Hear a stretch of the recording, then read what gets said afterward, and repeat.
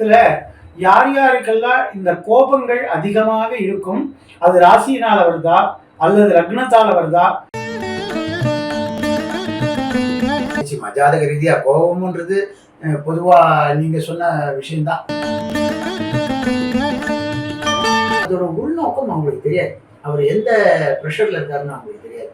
அவர் சம்பாதிக்கிறது குடும்பத்துக்காகன்றதும் அவருக்கு தெரியும். ஆனா சிவனையே மன்மதன் எழுப்பு போன போது அப்போ ஒரு கிரகமும் இந்த செவ்வாய் கூட எல்லாமே எல்லா இடத்துலயும் சேர்ந்தா கோபம் இல்லை. எல்லாம் பாத்தீங்கன்னா பாம்போட ராகுவோட டக்குன்னு கோபப்பட்டுருவாங்க. அப்போ அந்த கோபத்தை நிச்சயமா நம்ம சாந்தப்படுத்தணும். அதனாலதான் மெடிடேஷன்றோம், தியானம்ன்றோம், யோகான்றோம், நிறைய கோவிலுக்கு போகன்றோம். கல்யாணத்தும் போது பார்க்க முடியலன்னா 1008 சிவாலயங்கள்ல கல்யாண காட்சியை ஈஸ்வரன் வழங்கினாரு.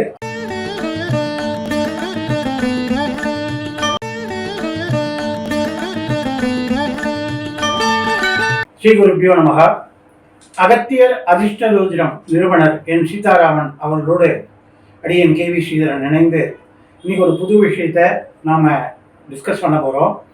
வள்ளலார் அருட்பிரகாச வள்ளலார் திருவருட்பிரகாச வள்ளலார் ராமலிங்க அடிகளார் தெய்வமணி மாலைன்னு கந்தகோட்டத்து முருகப்பெருமான் மேல ஒரு அற்புதமான பாடல் போட்டிருக்கார். அதுல ஒரு பாடலை சொல்லும் பொழுது, காம உட்பகைவனும் கோப வெண் கொடியனும் கனலோப முழுமூடனும் கடுமதன் எனும் கண்கெட்ட அங்காரியும் ஏமமது ஆச்சரிய வெடலனும் கொலை என்று இயம்பு பாதகனுமாம் இவ் எழுபரும் அவருக்கு உற்ற புறபான பேர்களும் எனை பட்டிடாமல் அருள்வாய் தாமமுரு சென்னையுள் கந்தகோட்டத்துள் வள தலமுக்கு கந்தவேடே சண்முகத் தெய்யமணி உண்முகச் செய்யமணி சண்முகத் தெய்வமணியேன்னு பாடுறார். அதாவது காமம், குரோதம், மதம், ஆச்சரியம் 7 விதமானவர்கள் நம்முடைய மனசுல இருக்கக்கூடிய உட்பகைகள் அப்படின்னு சொல்றார். அதுல காமம்னா ஆசைன்னு அர்த்தம். அதுக்கப்புறம் கோபம் அப்படின்னா உங்களுக்கு தெரிஞ்சிருக்கும், ஆத்திரம், பொறாமை, இதெல்லாம். இது எதனால் உண்டாகுதுன்னா முதல் பிளேஸான ஆசையிலிருந்து அது நிராசையாகும் போது கோபமாக வெளிப்படுது. அந்த கோபத்தை பற்றி தான் நீங்க பார்க்க போறோம். ஜாதகத்துல யார் யாருக்கெல்லாம் இந்த கோபங்கள் அதிகமாக இருக்கும், அது ராசியினால வருதா அல்லது லக்னத்தால வருதா, இல்லைன்னா நட்சத்திரத்தினாலே குணத்தினால வருதா, இல்ல கிரக சேர்க்கையினால வருதான்றத நம்முடைய ஜோதிடர் அதிர்ஷ்ட ஜோதிடர் என் சீதாராமன் அவரிடத்துல கேட்போம். ஐயா வணக்கம். இந்த கோபம் ஆசை நிராசையாகும் போது வருது அப்படின்னு மகான்கள்லாம் பாடியிருக்காங்க. அதுல ஆன்மீகமா பின்னாடி நான் அதுக்கு என்ன தலங்களை போய் பரிகாரம் பண்ணலான்னு நான் பின்னாடி சொல்றேன். அதுக்கு முன்னாடி நம்ம நேயர்களுக்கு இந்த கோபத்தை எதனால உண்டாருது அப்படின்றத நீங்க கொஞ்சம் ஜாதக ரீதியா விளக்கி சொல்லணும். நிச்சயமா ஜாதக ரீதியா கோபம்ன்றது பொதுவா நீங்க சொன்ன விஷயம்தான். ஆசைதான். ஆசையே கோபத்துக்கு காரணம், அழிவுக்கு காரணம் அப்படின்னு எல்லாருக்கும் தெரிஞ்ச ஒரு பொதுவான ஒரு கருத்து. இப்போ பொதுவாக பார்த்தீங்கன்னாக்கா ஒரு ஜாதகத்தில் கோபத்துக்கு ரொம்ப முக்கியமான ஒரு அதிபதி செவ்வாய். சரியா? இந்த செவ்வாய் ரத்தத்தை சூடாக்குறது. பிபி சொல்கிறோம் இல்லையா, அதாவது ஹை ப்ரெஷர், லோ ப்ரெஷர் இருந்தாலும் தொந்தரவு தான், ஹை ப்ரெஷர் இருந்தாலும் டக்குன்னு கோபம் வந்துடும். இந்த செவ்வாயும் சுக்கிரனும் சேர்ந்தால் எதனால கோபம் வருது? பெண்கள் சம்பந்தப்பட்ட விஷயத்தினால கோபம். சூரியன் சேர்ந்தா எதனால கோபம் வருது? அரசாங்கம், வேலை, அவங்க செய்யக்கூடிய ஜாப் டென்ஷன் சொல்றோம் இல்லையா. ஆமா, இன்னைக்கு காலகட்டத்தில் எல்லாருமே வேலையில ரொம்ப ஸ்ட்ரெஸ்ஸா இருக்காங்க. சாப்பிட கூட முடியாம டைம் இல்லாம 24 மணி நேரம் வேலை. அது சூரியன் செவ்வாய் சேர்க்கை. அதுக்கப்புறம் பார்த்தீங்கன்னாக்கா புதன் செவ்வாய் சேர்க்கை. தொழில் ரீதியா டென்ஷன். சொந்த தொழில் பண்றவங்க, ஷேர் மார்க்கெட் பண்றவங்கலாம் பார்த்தீங்கன்னா திடீர்னு இறங்குவாங்க. ஆமா, பிபி ரைஸ் ஆகிடும். இந்த கோபம் வரும். அது அப்போதான் பார்த்துட்டே இருப்பார். இறங்கும் போது அவருக்கு கோபம் வரும். வீட்டில் காபி சாப்பிட்றீங்களான்னு கேட்பாங்க.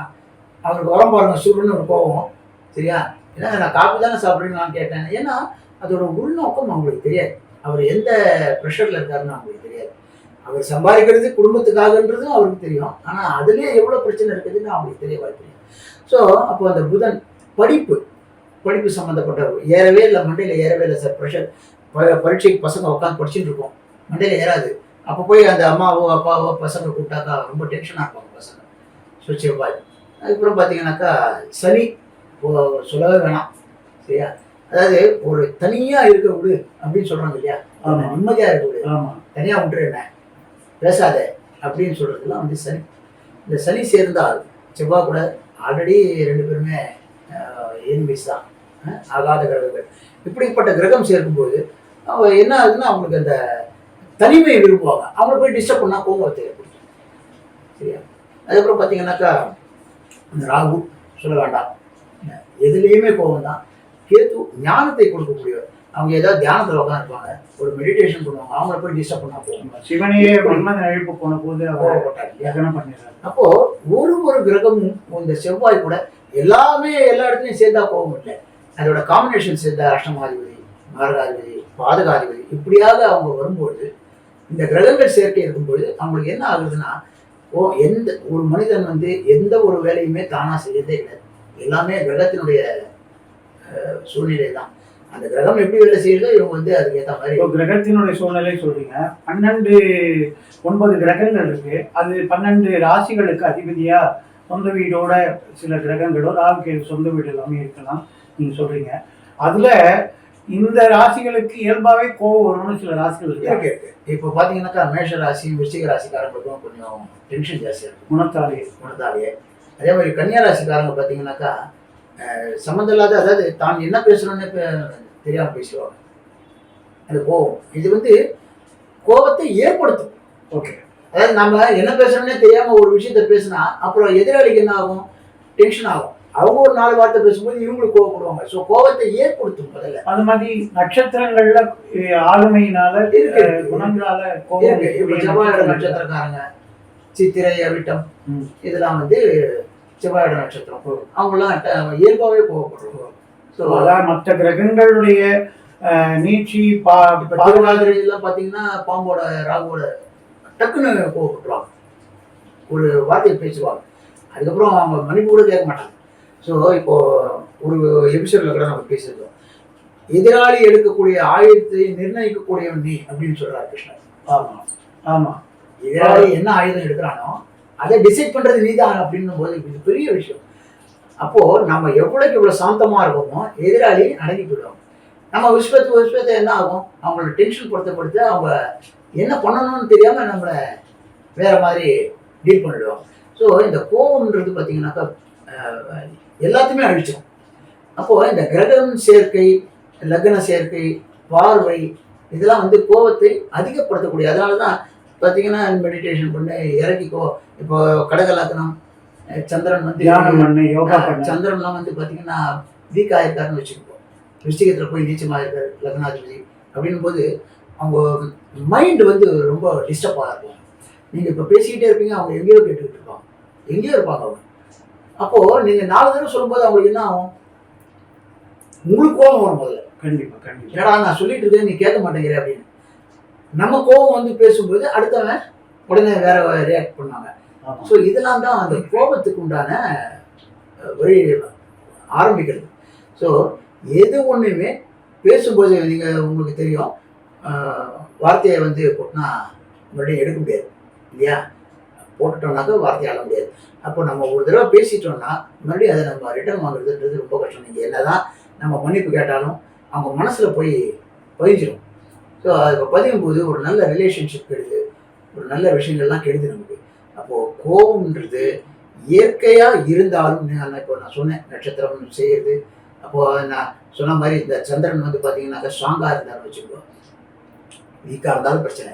சந்திரன் ஸ்ட்ராங்காக இருந்தாலும் ஒரு பிரச்சனை இருக்குது. என்ன ப்ராப்ளம்னா, நான் என்ன சொல்கிறேனோ அதான் நீ கேட்கணும் அப்படின்னு ஒரு உறுதியில் இருப்பாங்க. அவன் முயலுக்கு 8 கால்னாலும் 8 கால் தான் சொல்லணும். அப்போ என்ன ஆகுது, அவங்க சொல்லும்போது அது எப்பறம் நீ சொல்லுவ 8 கால்னு அப்படின்னு நாம் எதிர்த்து பேசும்போது ஒரு கோபம் அங்கே ஏற்படுது. ஏதோ ஒரு பொறி தானே பெரிய நெருப்பு, அந்த சின்ன பொறியை யார் ஏற்படுத்துறது, யாரால் ஏற்படுது அப்படின்றத நம்ம ரொம்ப ஜாகிரதையாக பேசணும்னு சொல்லி பெரியவங்களாம் சொல்லுவாங்க. கீதையில் கூட கண்ணன் சொல்லியிருக்காரு, மனிதனுக்கு 3 குணங்களால் அவன் ஆளுமை செலுத்தப்படுறான். அந்த குணங்கள் அது என்னன்னா சத்துவகுணம், ரஜோகுணம், தமோகுணம்னு சொல்கிறாங்க. இதில் இந்த தமோ குணம்ன்றது எப்பவுமே தாமசமாக இருக்குது. ஒரு எருமை மாட்டு மேலே மழை பெஞ்சா கூட நகராமல் இருக்கிற மாதிரி எல்லாத்தையும் சோம்பலாக தூங்கிட்டு இருக்கிறது. அதுக்கப்புறம் ரஜோகுணம்ன்றது கோபப்படுறது. அதுக்கடுத்து சத்துவகுணம்ன்றது சாந்தமா அமைதியா இருக்குது. இதுல உயர்ந்த சத்துவகுணம்னு கீதாச்சாரியரான பார்த்தசாரதி வாஸ்தவம். இருந்தாலும் இன்னொரு வார்த்தை இருக்கு, சாது மிரண்டால் காடும் கொள்ளாது. ஆமா, சாது மிரண்டால் எவ்வளோ சாதுவா இருந்தாலும் அதை போய் சீண்டிகிட்டே இருந்தாக்கா அதோட எஃபெக்ட் வந்து பெரிய அளவில் இருக்கும். அப்போ அந்த கோபத்தை நிச்சயமா நம்ம சாந்தப்படுத்தணும். அதனால தான் மெடிடேஷன்றோம், தியானன்றோம், யோகான்றோம், நிறைய கோவிலுக்கு போகன்றோம். அப்போ போக போக என்ன ஆகுது, ஒரு மைண்டு வந்து சாந்தி ஆகுது. சரி போனா போட்டோம் போப்பா, ஏதாவது பேசிட்டு போ அப்படின்னு விட்டு கொடுக்கக்கூடிய தன்மை இருந்தால், இந்த காலத்துல இதை வந்து ஈகோன்னு சொல்றோம் எல்லாருமே, இவனுக்கு பயங்கரமா ஈகோப்பா அப்படின்னு சொல்றோம். அந்த விட்டு கொடுக்கக்கூடிய தன்மை இருந்தால் நிச்சயமா நமக்கும் பிரச்சனை இல்லை, எதிராளிக்கும் பிரச்சனை இல்லை. ஒருத்தரோட கோபத்தினால நமக்கு மட்டும்தான் பிரச்சனை நினைக்கிறோம், ஆனா 2 பேருக்கும் பிரச்சனை இருக்குன்றது நம்ம புரிஞ்சுக்கணும் முதல்ல. இப்போ நம்ம இவ்வளவு நேரம் இந்த கோபத்தை பத்தி பேசணும், எதனால வருது, ஏன் வருதுன்னு. இப்போ ஜாதக ரீதியா என்னால இதெல்லாம் சொல்ல முடியும். இந்த செவ்வாயினால கோபம் வருது, ஜாதகத்தை பார்த்துட்டு நமக்கு சார் நான் ரொம்ப டென்ஷனா இருக்கேன், என்ன பண்ணணும்னு போய் நம்ம பரிகாரத்தை பார்த்துக்கலாம். நம்ம செவ்வாயா இல்லை சூரியனா சந்திரனா சுக்கிரனான்னு பார்த்துக்கிட்டு நம்ம அதுக்கு உண்டான பரிகாரத்தை பண்ணலாம்.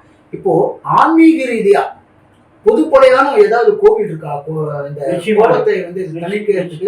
ஏன்னா பல விஷயத்துக்கு எல்லாமே கோவில் இருக்கு நம்ம இந்து தர்மத்துல, எல்லாத்துக்குமே கோவில் இருக்கு. கோபத்துக்குன்னு ஏதாவது கோவில் இருக்கா? நிச்சயமா இருக்கு. தேவார தலங்கள்ல பாடல் பெற்ற தலமா இருக்கக்கூடிய இடும்பாவனம் அப்படின்றதான சிவன் கோவில், சிவாலயம். இந்த கோவில் பார்த்தீங்கன்னா திருவாரூர்ல இருந்து திருத்துறைப்பூண்டி போற வழியில இடும்பாவனம் அப்படின்ற இடத்துலயே இது அமைஞ்சிருக்கு. இது வனம்னா உங்களுக்கு தெரியும், காடு. இடும்பன் உங்களுக்கு தெரியும், இடும்பன் இடும்பைக்கு மகளா பிறந்தவள் இடும்பி. அந்த இடும்பியை தான் பீமன் கல்யாணம் பண்ணார் வனவாசத்துலன்னு மகாபாரத கதை நமக்கு சொல்லுது. அப்போ பீமனுடைய மனைவியான இடும்பியுடைய தகப்பன் தாய், அவன் தான் இடும்பன் இடும்பை அப்படின்னு பேரு. அவர்கள் தவம் பண்ணி அந்த இடும்பியை பெற்று பீமனுக்கு கன்னிகாதானம் பண்ணி கொடுத்த தலம் கல்யாண கஷேத்திரம் அது. அது மட்டும் இல்லாம அகத்தியர் மீனாட்சி கல்யாணத்தும் போது பார்க்க முடியலன்னா 1008 சிவாலயங்கள்ல கல்யாண காட்சியை ஈஸ்வரன் வழங்கினாரு. அதுல ஒண்ணு இந்த இடும்பாவனம் இடத்துல கல்யாண காட்சி கொடுத்துருக்காரு. இங்கேயே கோபத்தை அடக்கிறதுக்கு இது முக்கியமான தலம் அப்படின்னா, இங்க பிரம்ம தீர்த்தம் அமைஞ்சிருக்கு. அந்த தீர்த்தத்துல பிரம்மாவே ஏற்பாடு பண்ணார். ஒரு சமயம் பிரம்மாவுக்கு வந்து தலகர்வம் அதிகமாகி கோபம் அடக்க முடியாத போன பொழுது சத்குணநாதன், ஏற்கனவே சொன்னோம் சத்குணம் அப்படின்னு, சத்வகுணம் சத்குணம் அப்படி இங்க சத்குணநாதா சுவாமி இருக்கார். சாந்த குணம், சாந்த சத்குணநாதா அப்படின்னு சொல்லுவார். அப்படி அந்த சாந்த குணமூர்த்தியா சத்குணநாதன்ற பேர்ல ஈஸ்வரன் இருக்காரு. மங்கள நாயகின்ற பேர்ல அம்பாள் இருக்காங்க. வில்வ தீர்த்தம் அங்க அமைஞ்சிருக்கு. வில்வ மரம் தலவிருட்சமா இருக்கு. பிரம்மாவே அங்க இறங்கி வந்து சிவபெருமான வழிபட்டு தன்னுடைய கோபம் அடங்க பெற்ற தலமாக விளங்குகிறது. அதனால நமக்கு வந்து அடக்க முடியாத கோபங்கள்லாம் இருக்குன்னா அந்த கோபத்தை அடக்கிறது ஒரு குருவால தான் முடியும். அப்படி ஒரு குருக்ஷேத்திரமாகவும் அமைகிறது. சித்தர்களுக்கு தலைவராக இருக்கிற அகத்தியருக்கே கல்யாணம் காட்டின ஸ்தலமாகவும் அமைகிறது. மகாபாரதத்துல பஞ்சபாண்டவர்கள பலிஷ்டனான பீமனுக்கு மாமனார் மாமியாரா இருக்கிற இடும்பை அவருடைய மனைவி இடும்பி குடும்பத்தோட தரிசனம் பண்ணி கல்யாண வரம் பெற்ற கஷேத்திரமாகவும் அமைகிறது. அப்படிப்பட்ட இந்த இடும்பாவனம்ன்ற சிவாலயத்துல நாம போய் இந்த கோபம் அடங்கிறதுக்கு வில்வ தலத்தினால சுவாமிய அர்ச்சனை பண்ணி அங்க நெய் தீபம் போட்டு அங்க இருக்கிற அந்த பிரம்ம தீர்த்தத்துல ஸ்நானம் பண்ணி திருநீர் அணிந்து கோவில வலம் வந்து அங்க இருக்கக்கூடிய அந்த கோவிலுடைய தேவார திருமுறைகளை நாம பிரார்த்தனை பண்ணிட்டு வந்தோம்னா நம்முடைய கோபங்கள் கொஞ்சம் கொஞ்சமா கட்டுக்கடுமோ அப்படின்னு சொல்றாங்க. இது ஒரு சின்ன கதை சொல்றேன் நானு. அதாவது ஒரு ஆட்டை மேய்க்கக்கூடிய இடையன் வந்து அதை மேய்க்கிறதுக்காக விட்டுருவான். ஆனா அந்த ஆடு வந்து அளவில்லாத சாட்டுச்சுன்னா அதுக்கு உடம்பு சரியில்லாத போயிடும், இல்லை அவனுடைய கட்டளை கேட்க முடியாத போயிடும். அதுக்காக அது ரொம்ப அதிகம் சாப்பிட்டு அதனுடைய ப்ரெஷரோ கோவமோ அதிகமாகாமல் இருக்கிறதுக்காக அந்த ஆட்டிட என்ன பண்ணுவோம்னா கழுத்துல ஒரு கயிறை கட்டி அது நடுவில் ஒரு ஆப்பை வந்து நட்டு அதில் அந்த ஆட்டை கட்டிடுவான். இந்த ஆடு என்ன பண்ணுவோம்னா அது பாட்டுக்கு சுற்றி தான் மேயும். அப்படி சுற்றும் போது ஒரு சுற்றும் போது நடுவில் இருக்கிற ஆப்பெல்லாம் அந்த கயிறு சுற்றின்றோம். இப்படி ஒரு சுற்று சாப்பிட்டுக்கிட்டே சுற்றும் போது தண்ணி எறியாமல் அந்த கயிறு சுற்றி ஆப்பில் கடைசியில் அந்த ஆப்புலேருந்து ரிவர்ஸில் வர ஆடுக்கு தெரியாது, அது ஒரே புத்தியாக தான் போகும். அப்போ அந்த கயிறு ஷார்ட் ஆன உடனே அதுக்கு மேலே அதால் மேய முடியாமல் அப்படியே படுத்துரும். இது ஒரு தத்துவ கதை. இதில் என்னன்னா நம்முடைய மனசும் ஒரு ஆடு தான். அது புற விஷயங்கள்ல மேய்ஞ்சிட்டே இருக்கு. அப்படி மேயும் போது அதுல பார்க்கக்கூடிய விஷயங்கள் தனக்கு கிடைக்கலன்னு அது ஆசை நிராசையாகி கோபமாகுது. அப்ப அந்த மனசை அடக்கணும் அப்படின்னா கீதையில கண்ணன் சொல்றாரு, சத்வகுணமா வச்சுக்கணும், ரஜோகுணத்தை விடணும், தமோ குணத்தை விடணும். அப்ப அதை அடக்கிறதுக்கு என்ன வழின்னா அதை யோக ஸ்தம்பம்ன்றதான தியானம், யோகம், அந்த யோகத்துல நிறைவேற்றிட்டா, கட்டி போட்டுட்டா பக்தியால இந்த மனசு சுத்தி சுத்தி யோகத்துல ஒரு இடத்துல அந்த ஆத்மாவா இருக்கிற ஹிருதயத்துல பகவானுடைய லயிச்சு அப்படியே தியான முகமா உட்கார்ந்துரும். அதுக்கு மேல அதால அசை போட முடியாது, பக்தியே நினைச்சிட்டு இருக்கோம். சத்வகுணம் தன்னால வந்துடும், புற விஷயங்கள்ல ஈடுபடாது அப்படின்னு சொல்றாங்க. இந்த சத்வ குணத்தை வளர்த்துக்கிறதுக்கு தான் ஜோதிட பரிகாரம் வழியாகவும் நம்ம பண்ணிக்கணும்.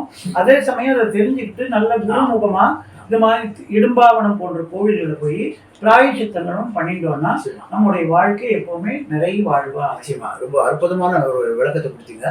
கோபம் எதனால வருது? கோபம் வராத மனுஷனே கிடையாது. அப்படி இருக்கும்போது எதனால அந்த கோபம் வருதுன்றது முதல்ல நம்ம ரியலைஸ் பண்ணணும். நம்ம முதல்ல நம்ம ஏன் கோவப்படுறோம், எதனால நமக்கு இந்த கோபம் வருதுன்னு. அப்படியே சார் என்னால் கோபத்தை அடக்கவே முடியலன்னு சொல்றவங்களா இருக்காங்க நிறைய பேர். நீங்க சொல்ற மாதிரி ஜாதகத்தையும் பார்த்து நம்ம பரிகாரத்தை பண்ணிக்கலாம். அதே நேரத்தில் நீங்க சொன்ன போயிட்டு நிச்சயமா அவரையும் போய் வணங்கி இந்த நம்ம கோபத்தை அடக்கி நாமளும் சாந்தமாகி அடுத்தவங்களையும் டென்ஷன் ஆக்காம உலகத்துல வாழக்கூடிய விஷயங்கள் இருக்கக்கூடிய விஷயங்கள் நிறைய இருக்கு. இதை சந்தோஷமா அனுபவிக்கணும். நம்ம உலகத்தை நம்மளும் சந்தோஷமா இருக்கணும். இப்படிப்பட்ட அற்புதமான விஷயத்தோட உங்களை நான் அடுத்த பதிவில் சந்திக்கிறேன். நன்றி, வணக்கம். வணக்கம். இந்த பதிவு உங்களுக்கு பிடிச்சிருந்ததுன்னா ஷேர் பண்ணுங்க, லைக் பண்ணுங்க, சப்ஸ்கிரைப் பண்ணுங்க, மறக்காம பெல் பட்டனையும் கிளிக் பண்ணி வச்சுக்கோங்க. நன்றி, வணக்கம்.